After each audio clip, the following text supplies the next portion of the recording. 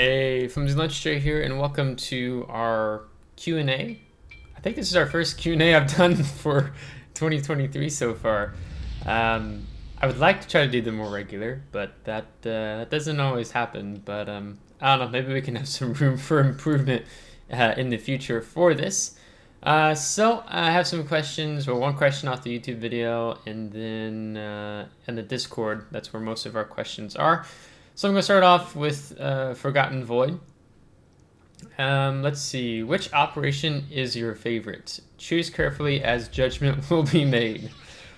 It's kind of interesting because off the bat, I would say Narai. But then now that they've brought the old ops back, I'm trying to think if one of them is more fun for me to play. And I think, honestly, I'm thinking of, was it, yeah, I think I'm going to have to go with Narai. I really enjoy Narai because there's a lot of specific different roles, and I'm probably maybe a little more comfortable with that op than the newer ones. Was the new ones like Cherry Blossom, Hermes, then there's another one.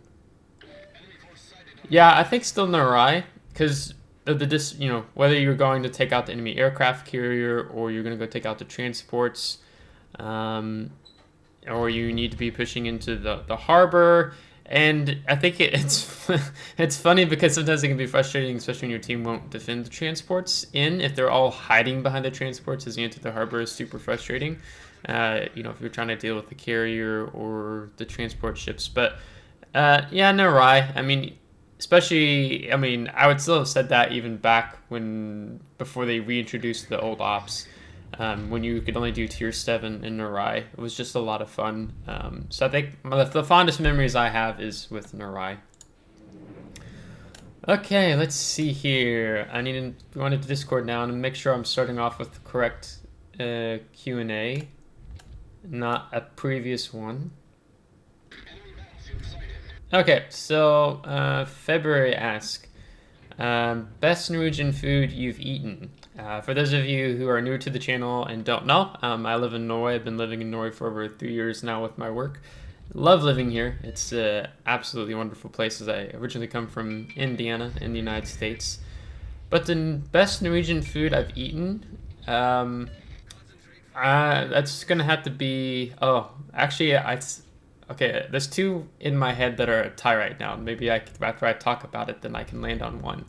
The first would be Norwegian salmon, and it's probably I have to say Norwegian salmon. It's so much. You can buy a super expensive Norwegian salmon here, but you can get like really good, decent salmon. I think you can get like 4 fillets for like it's equivalent of $8 or $9 US here. And so Mrs. Flimsy and I cook it. Probably once every 2 weeks. Like I get a package for us, and I cook lemon peppered salmon, and it's just so good. Compared going to a Norwegian restaurant and ordering salmon for, one meal for one person for like, $30-$35 and up is just ridiculous. And I still like how I cook and prepare it more. So I say the Norwegian salmon. The other one that was coming in a tie in my mind was actually Norwegian reindeer, or Scandinavian reindeer. I think it's from northern Norway, but now I'm thinking about it, it might come from Finland. I think it's Norwegian. I have to look again. It's really good. Only usually have about twice a year. Not that it's like super expensive, but I think all in all, the Norwegian salmon is just the best. That's my favorite Norwegian food I've eaten so far. But if we're talking about a dessert, I'm going to say Kviklunsj, which is the Norwegian equivalent of a Kit Kat, and it is fantastic and better than a Kit Kat. Trapper asks, have you been to or lived in other countries besides the United States in Norway? The only countries I've lived in right now have been the United States and Norway. Other countries I've been to, I went to Canada for a week when I was, I think I was like 16 or 17. No, I wasn't that old yet. I think I was only I was 14 or 15 when I went because I didn't have my truck yet. I think that's how it worked. So I think I was 15 maybe when I went to Canada. So I went up to Montreal, and that was my first out of the country experience. I mean, driving just across the border.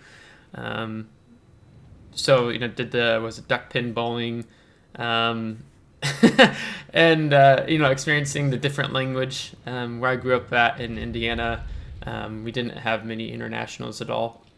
Much more around Indianapolis. And you go to the northern half of the state versus the southern half where I come from, because it's kind of like almost 2-3 different cultures, even in Indiana alone, even with the dialect. So I had the more redneck hick accent per se, and I cleaned that up a lot when I came to college, so it only comes out when I'm back visiting my family. Yeah, Canada, that was it was neat, it was okay, but we came back through oh shoot, I don't even remember where it connects in at. I think we drove up through the state of New York into Canada, and then we came back down. We went through Niagara Falls, and the view of the Niagara Falls from the Canadian side is much better than the US side, in my personal opinion. So especially when they had the lights shining. I don't know if they still have shine the lights in the evenings or at nighttime on the falls. But we just looked at it from, we didn't go down on the boat or anything, but that was really cool. Other places I've been, I mean, I've flown through Iceland, but it was just through the airport. I've been in Holland, and hope I said that right. In Amsterdam, but that's only been through the airport, so I don't really count airport experiences. The other country I have been in and have visited has been Germany. So I've been to Germany, I think just once. I've flown through it before, but I've actually went and visited in Germany with some friends. So I was in this place. So I landed in Stuttgart, and then I was down in the area of, let's see, I hope I pronounced this right to my German audience. Might get it wrong. Rüstenwald. I think it's not far from Stuttgart. But it's quite amazing. I didn't know this when I was there. My friends were talking about that they actually have sequoia trees there in Rüstenwald. And I thought, no way. I thought that I would have to go out to the west coast in the U.S. to ever see a sequoia. And they're like, no, we have sequoia trees here. And they had a couple of sequoia trees there. So the climate where the sequoia trees are out west in the U.S. and spacing where in my head right now. I know it's along the west coast, and I'm like, is it Washington? Is it Oregon? Is it Northern California? But I'm also thinking redwood forest, but different trees. The climate there is very similar there in Rüstenwald to Germany. So they brought seeds over and then planted them. So that was a really cool experience. So I guess officially visited 4 countries. Well, United States, Canada, Germany, and Norway. Mrs. Flimsy and I want to go to some other countries as well, but we're also saving for a house right now, so we're not trying to be excessive in spending what money we could use for vacation money instead using for a down payment on a home. So yeah. Another question you ask is, what would you do if they added hybrids, submarines, CVs, sub-CVs to World of Warships? There was an actual Japanese ship of this type. Yes, I am familiar with that Japanese ship, submarine, aircraft carrier. I had to look up the history on that, but I think Japan actually attacked the west coast of the U.S. with this submarine. So they surfaced naturally, and they launched a plane. And I think the bombs on it was kind of incendiary. So they were hoping to start a wildfire. I think it was, again, it was either in California, Washington, or Oregon. I can't remember which west coast state. So they're hoping that it would start a wildfire and it'd pull resources for the U.S. having to deal with that. I think that's the only attack that I'm aware of that submarine made. But what would I do if they added this to the game? I mean, It's what I would say. It's not if, it's when, because they're doing that now. What was it? Was it the Halford new? I think it's a premium American destroyer coming in that's going to have 2 airstrikes, and I think as soon as you launch one or both, they already start reloading the next squadron immediately. In my opinion, it's just a matter of when Wargaming decides to do this. I think one of the issues we're facing right now with the game is the monetization of the game, and they can monetize new classes. So, there's other ships, nation lines that they haven't even touched yet that they could be doing. But I think it's something different. It's a different type of content that they want to add into their game. And I think it's really bad for the game. One, it's putting a lot more pressures on destroyer players. Not only are they having to deal with submarines now, but now they're having to deal with more hybrid ships being introduced into the game. So personally for me, I really like playing destroyers, but the joy of playing destroyers I feel like is getting less and less and less and less because of so many planes regularly being matchmaking. If it's not a aircraft carrier, it's a hybrid battleship. If it's not a hybrid battleship, it's a hybrid cruiser. If it's not a hybrid cruiser, it's going to be a hybrid destroyer. And then if it's not those, it's a airstrike cruiser. It's an airstrike destroyer, like the Dutch cruiser line and then Trump. So it's really frustrating. So, when you're trying to... The game revolves around concealment. Granted that the airstrikes can't detect you, but if you get lit and then they drop airstrikes on you. But it revolves around concealment. So it's really hard to make these strategic plays, which is why you notice, particularly with King of the Seas or clan battles, neither... clans don't want aircraft carriers. They don't want the hybrid ships in the game. Or in King of the Seas and in clan battles, because it takes away any strategic plays your team may be doing. Whether you're going to push one flank or the other, or you're trying to make a play and then you just happen to get spotted because the hybrid Louisiana aircraft flew over you and that player had no idea you were even there. It's really frustrating. So I'll keep playing the game, but I think it's not good for the game. The game's really revolves around artillery, but when they keep adding more and more planes in the game, it really takes away the concealment. So, so I'll keep playing, but I don't think it's smart for what they're doing. Let's see. Other questions. Midnight Phoenix asks, since you want questions, here you go. Pineapple on pizza. Personally, I do not eat pineapple on pizza. I don't like pineapple. However, Mrs. Flimsy eats pineapple on pizza. So because we're married and I'm her spouse and I'm to support her, I will have to say yes to pineapple on pizza. I don't eat it though. I'm more liking meats on my pizza. I don't really care for vegetables or fruits on my pizza. So yes to that. You also asked if it wasn't answered in a previous video, any hobbies? Yes, I have several hobbies.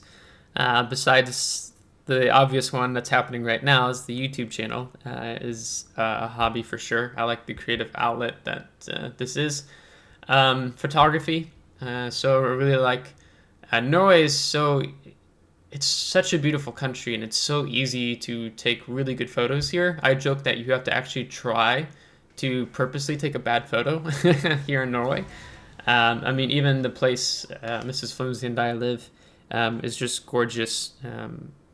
So we live in Stavanger, and where we live at in an apartment right now, it overlooks Hafrsfjord.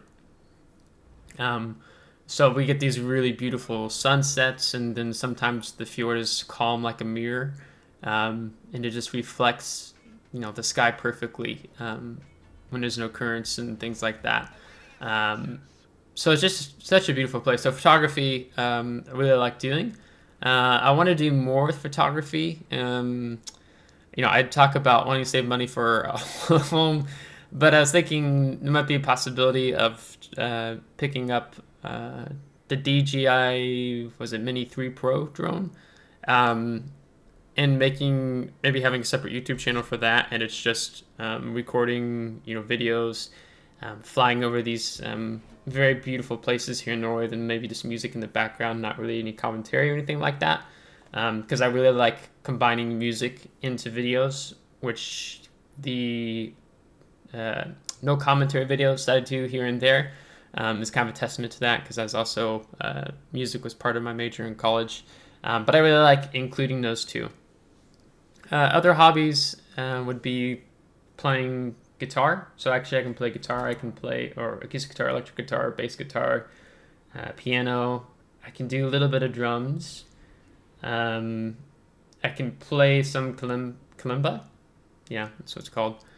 And I did do classical guitar in college too, but it's been a while since I've played it. Classical guitar is a little bit difficult for me with the posture of how you have to hold the guitar, because I didn't think about it till I was like halfway through during my time in the music school of music. I actually broke my left arm twice when I was younger, so it made it really difficult to do certain type of with my wrist, certain, I don't know, chord hand structures. I guess that's what I want to call it. So I like being musical. That's enjoyable. Like the intro, outro, Epic Adventure. That's something I composed in college. I think it was like with MIDI. Was it Logic? Something like that. I like, I don't know, it's called, you just call it bodyboarding or boogie boarding. So I brought a boogie board all the way from Florida. I love going down to Florida when I had the opportunity to, and going out to the Atlantic coast, or the East Coast, and catching the waves there. So we can actually do that here.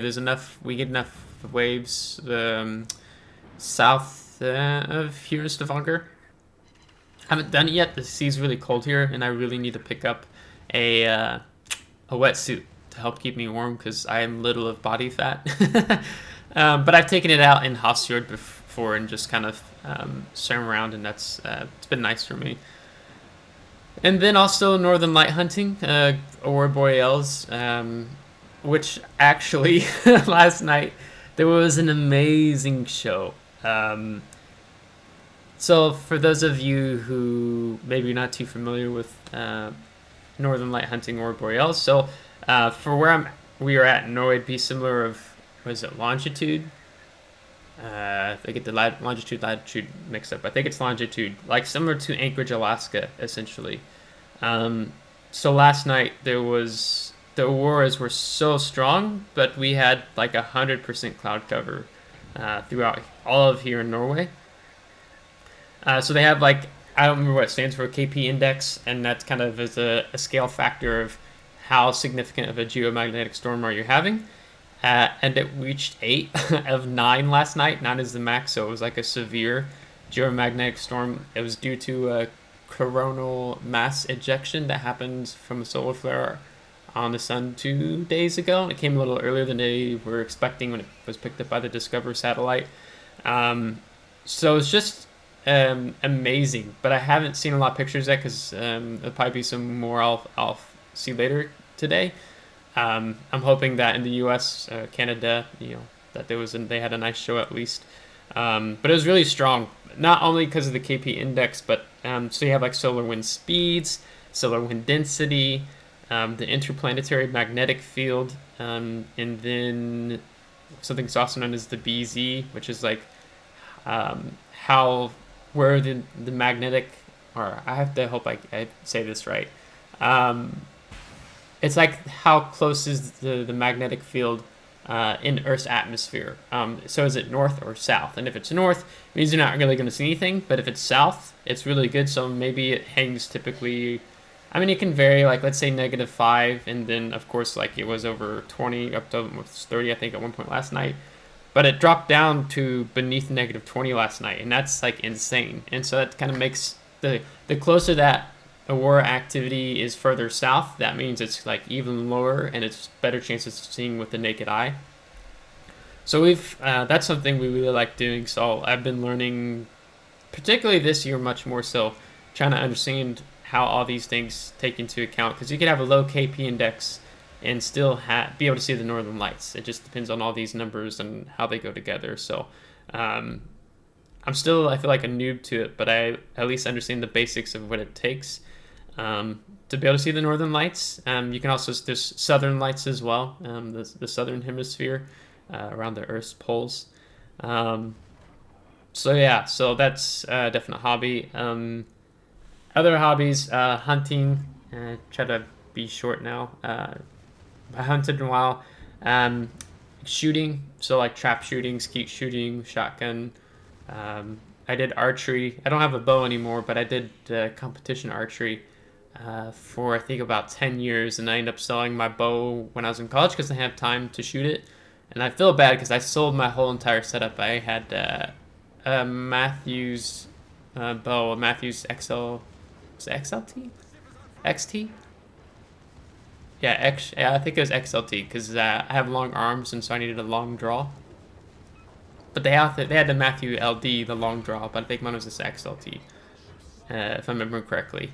But I won a lot of, we call it 3D archery, where you go out into like a course, kind of like, okay, for those of you who don't know 3D archery, the closest thing I can think of is like frisbee golf, disc golf, if you're going through like the woods and stuff.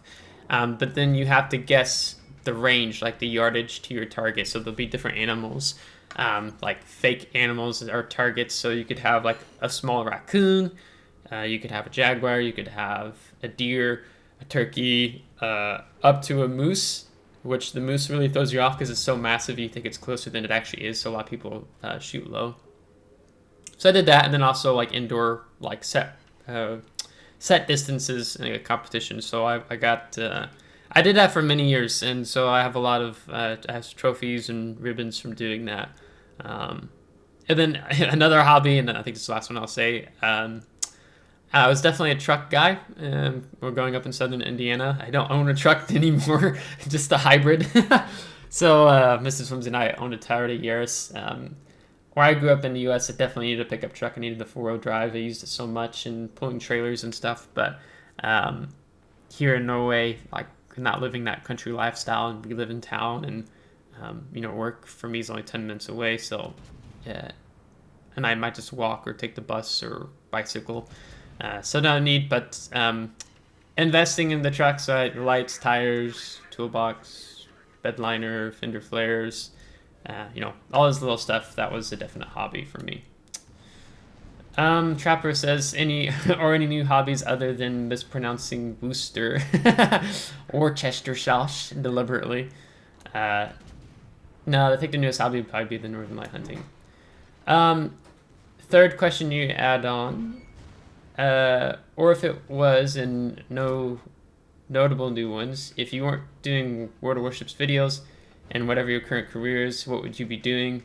What other career path would you have taken? So World of Warships videos, so I think this is probably something I can say. I don't have a large enough, now, not to sound cruel or something, I don't mean it that way at all. I don't have a large audience in the sense that I have a lot of regular views. So YouTube doesn't pay you to actually reach $60 US, and I've not actually hit $60 US. I've not made more, I think I haven't passed $50 yet on the channel. And this is saying this, and I've almost made 600 videos. So, when I started this, I didn't start it for money. I just enjoyed it, and I thought, well, maybe I can help the community improve at the game, and I can learn with them. Then I only reached monetization in like August or fall last year. Then there was a lot of paperwork, tax stuff you got to put in. And I don't always like to put ads on the beginning of every video, but if I do, I try to do the skippable video ads. Now, the Commander upgraded videos, they usually always have an ad on the beginning of them. But So I think right now, like it says, roughly making like $8 a month now. So it doesn't really bring any money, but my current career, I've said it before, I don't talk a lot about it, just because I like to be sensitive to the audience, because usually it's one of the two topics I just generally like to avoid. But I guess I'll go ahead and make an exception in this video, being politics and religion. And I joke that I'm thankful it's not politics, because I hate politics, especially U.S. politics. It's the worst. But religion. So I actually work at a church, so specifically with international ministry. And I guess I don't always talk about it because I don't want people to think that I'm doing this YouTube channel in some way that I'm using it as a platform to make people a project so that I can convert them to Christianity, like something kind of really outfield like that. And I think I've only mentioned what my career is the last in 3 or 4 of almost 600 videos. So I don't talk about it a lot, but I love it. Absolutely love what I do in serving the local international community here in Stavanger, but also with the church that I work with. Just phenomenal.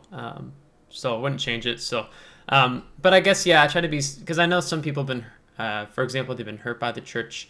They're definitely not, there's nobody's perfect. And I've had friends who've been hurt by Christians. I have friends of different faiths outside of Christianity, Islam, agnostic, atheist. I don't know if I have any Buddhist friends, but yeah, so I have friends of many different backgrounds and stuff. And so, for as a Christian, like I'm just taught, you love them, love your neighbor. So I just love those that I come into contact with. There's no need to judge or hurt people. Or be a Bible thumper. So yeah, but if it wasn't, if this wasn't my career, what would I be doing? Well, I pursued music in college. So there's actually one of my viewers, I can't remember your name, or at least your Discord or name, or YouTube name. So I went to Ball State University in Muncie, Indiana. So that's where like David Letterman went. I think that's where Garfield the cat came from, is Muncie. And I was in the School of Music. So before that, I was going to Ivy Tech. So I got my associate's degree because I didn't know what I wanted to do yet, and I didn't want to waste money going to college and not so confident in what I wanted to do. So then I transferred and started going to Ball State University and decided I wanted to pursue music.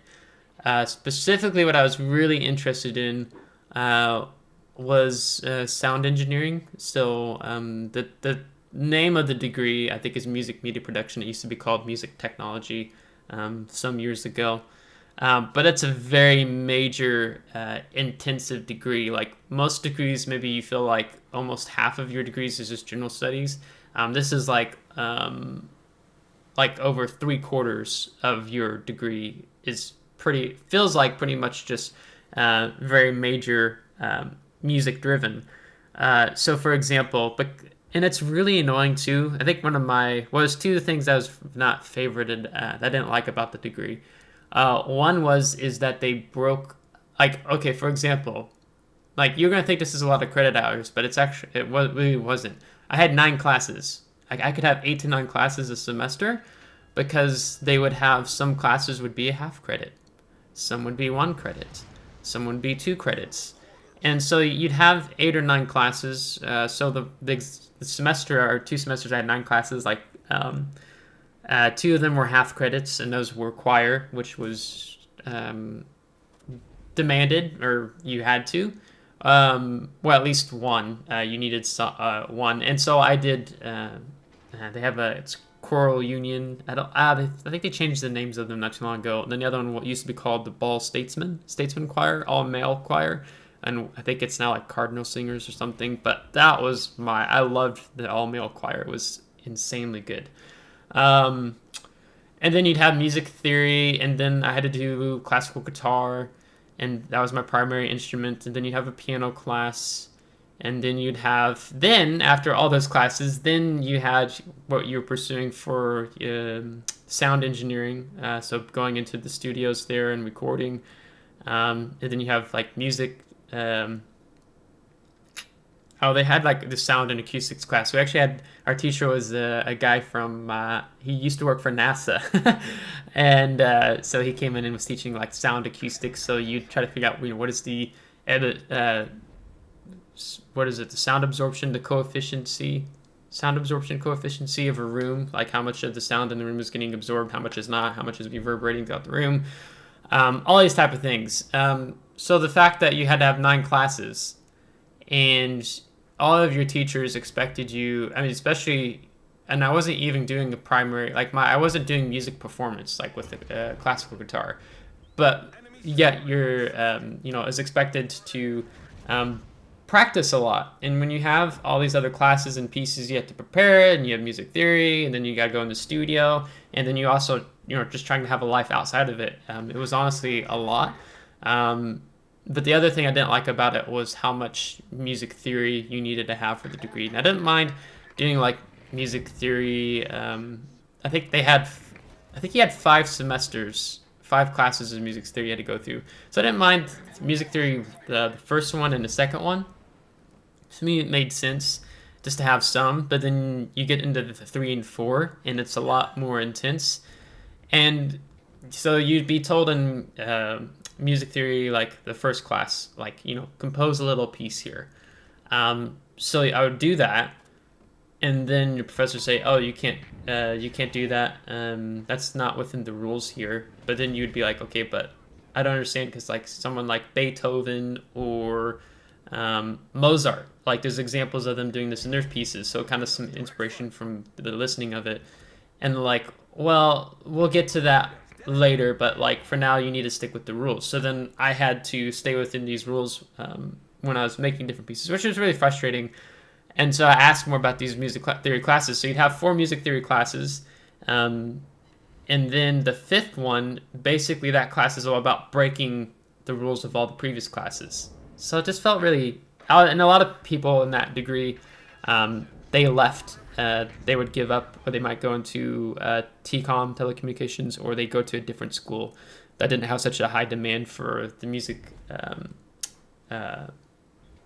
theory. Because, when you're talking with your different faculty, and they're like, yeah, I've never used music theory in my time as a sound engineer. That's just like crushing to hear.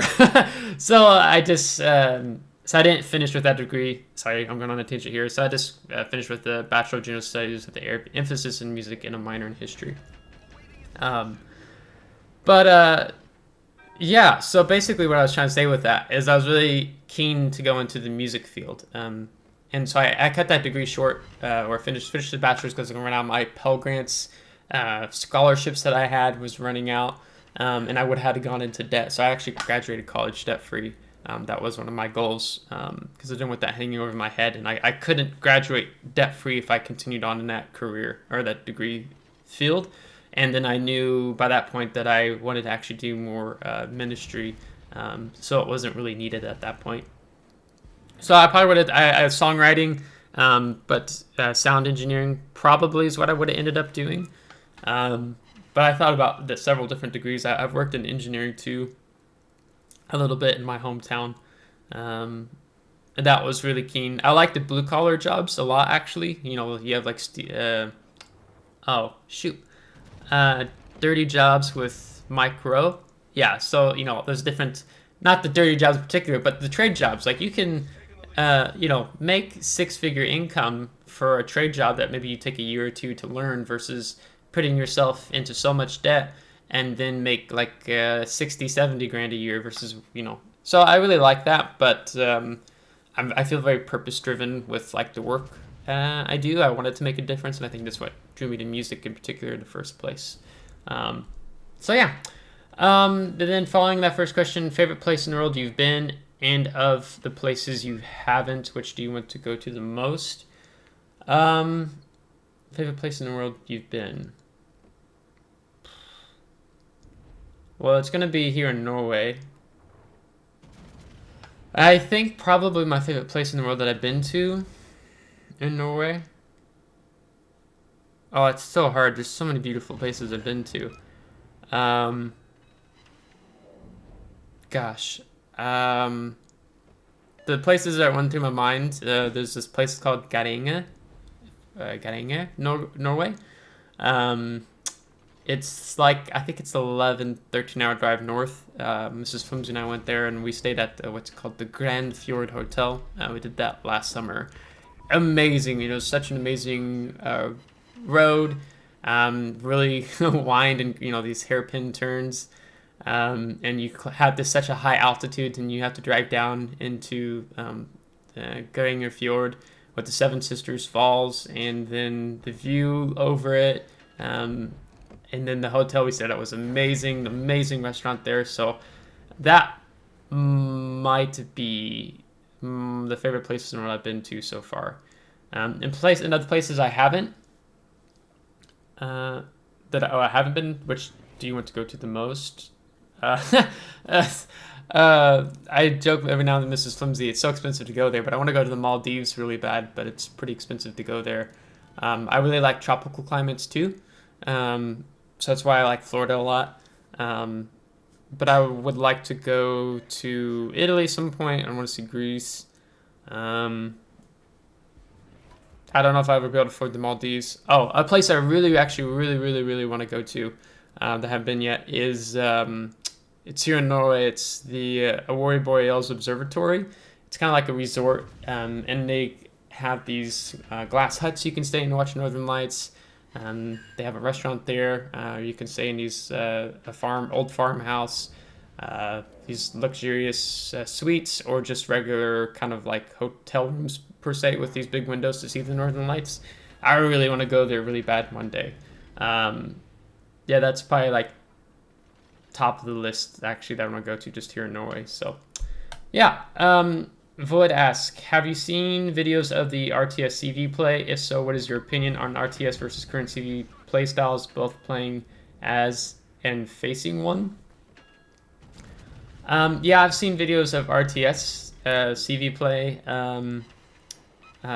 So I've seen videos of I think Flammu doing it, and what's her name? Oh, I'm spacing it. Maybe I can look on Twitch real quick. She streams every now and then. She's really cool. Oh yeah, Femininely. Yeah, she used to work for Wargaming, but that's a whole other story. But she was really good at it. So watching, I think, some old videos that she had or something, and a few other people. So I have seen it. Oh, I've lost my space here in Discord. Yes, I have seen videos of RTS CV play. And then what is your opinion on RTS versus current CV play? I think, yeah. So my current opinion on RTS versus current CV play, I think what was so neat about the RTS is that it was very strategic oriented, and how you kind of controlled the planes. Like you, basically, for those of you who've not seen RTS CV play, I don't remember if RTS stood for anything particular, probably does.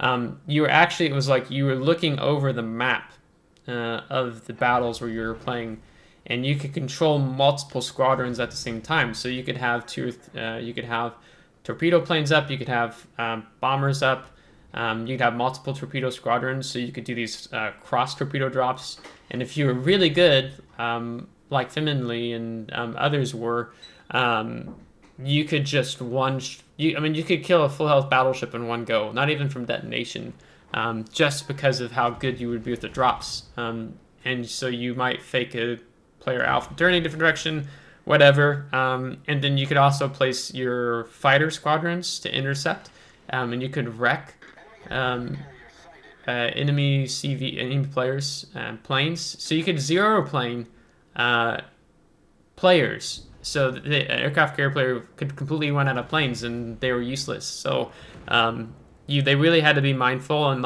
you'd avoid the Des Moines. You wouldn't fly near a Worcester Minotaur. type of ships. But the strategic oriented, because I started playing Warships right after they just they did the rework of the CVs. So for me, I thought that was really cool. I liked that. It was really neat.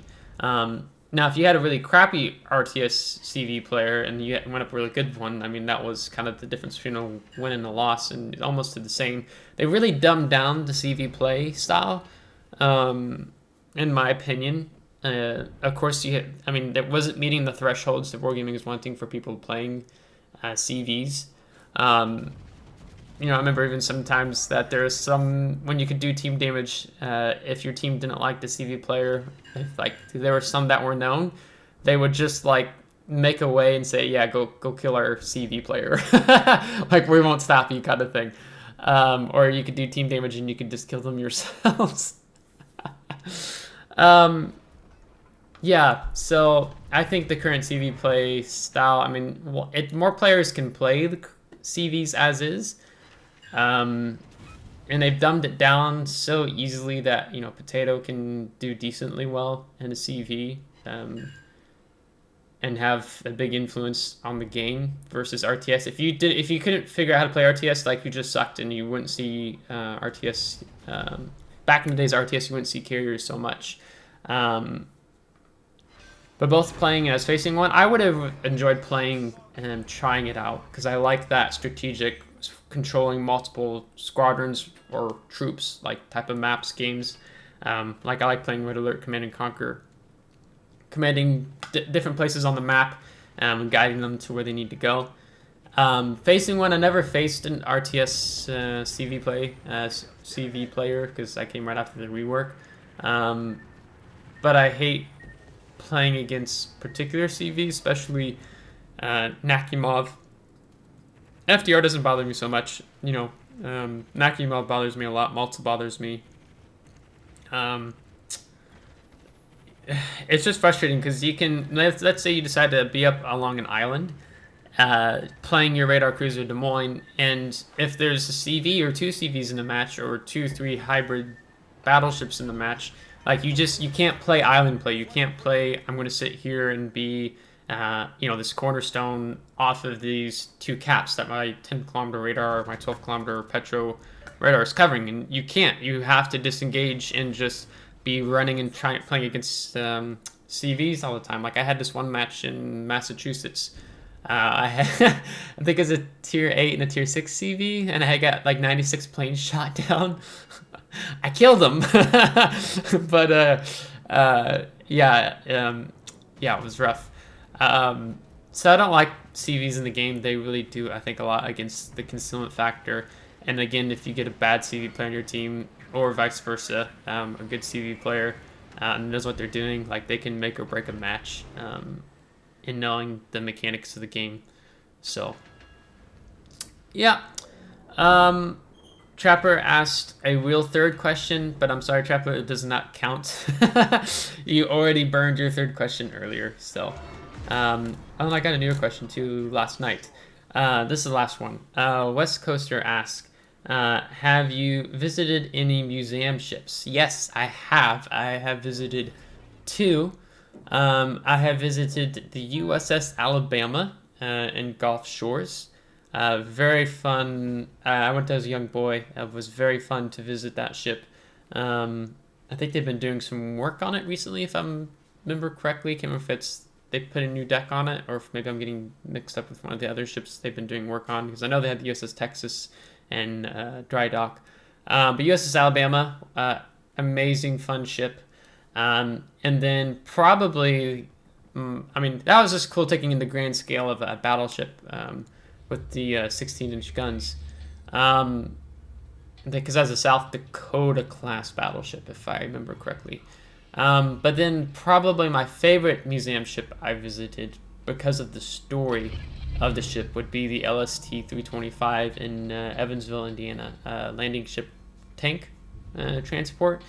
I think it's one of the last operating LSTs.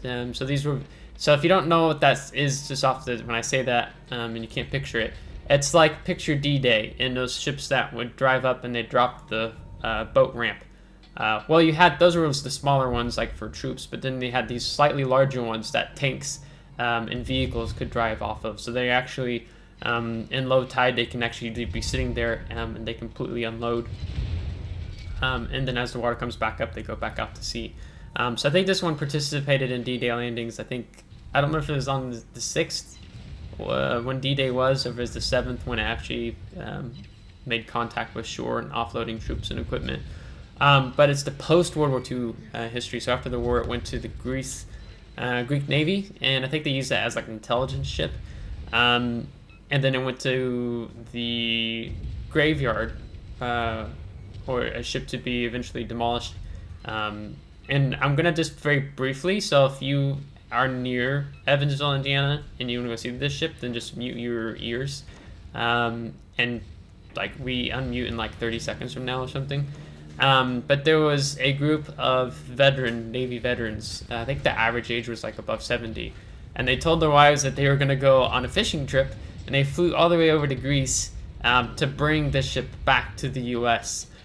So there's this amazing story of kind of some of the hurdles, and the Navy was instructed not to help them, but there'd be sailors who hopped off their ships in port at night to go help them. And then the ship hull had a crack, and they had to go through dockyard in Spain and get that fixed. And then as they were sent across the Atlantic, the U.S. high authority, naval high command was like, treat them as a pirate ship, don't help them. But I think they were... I don't know this for sure. I don't remember if they said this or if this is something that they thought might have been possible, that they had a U.S. Navy ship following them beyond the horizon. But then when they realized they were going to make it to, I think it was at Mississippi, they had this big welcoming party for them, welcoming them back and stuff. And now it's in Evansville. And the reason why it's in Evansville is that during World War II, they made a lot of LST ships there. They pumped out a maddening amount. So it's part of the U.S. War Machine home production. So they could make one of these in full, like really short time. So I think they moved it now to where the old casino used to be. But definitely go see LST 325 if you're passing through Indiana or you're in Kentucky nearby. It's definitely worth it. Really amazing story that they'll take you on. So that's the LST 325 in Alabama. I want to go to Battleship Cove, see USS Massachusetts. I was in New York, and I don't know why I didn't actually go see they have an aircraft carrier, and I can't remember if they have something else there. I didn't see it. And I'd like to see the USS Texas one day. So, yeah. So, that's going to bring the Q&A to a close. I think I actually went longer than I thought I would. Well, getting close to 49 minutes now. So, thanks for the questions, and I hope maybe I kind of went on depth on some more things. So, I didn't want to just like surface answer people's questions. I like to try to genuinely answer people's questions as much as I can. So if you like the Q&A, let me know. If you want to have these monthly, let me know in the comments, and then you can keep me accountable, because sometimes I just forget, or I have other content. I have more content than time. I could easily do a video every day, and sometimes almost have 2 videos a day, but I have my career, and that taking up a lot of time right now, because it's just some big exciting things happening, but it'll slow down in May for sure, and then of course over the summer here in Norway, a lot of vacation time. So if you do want to see these Q&As at least once a month or something, let me know in the comments if you liked the engagement, and just let me know. Appreciate it. So I hope you liked this video. If you did, give a thumbs up. If you didn't, give a thumbs down. Subscribe if you do want to see more. If you subscribe, thanks so much. I appreciate it, and we'll catch you next time. Take care.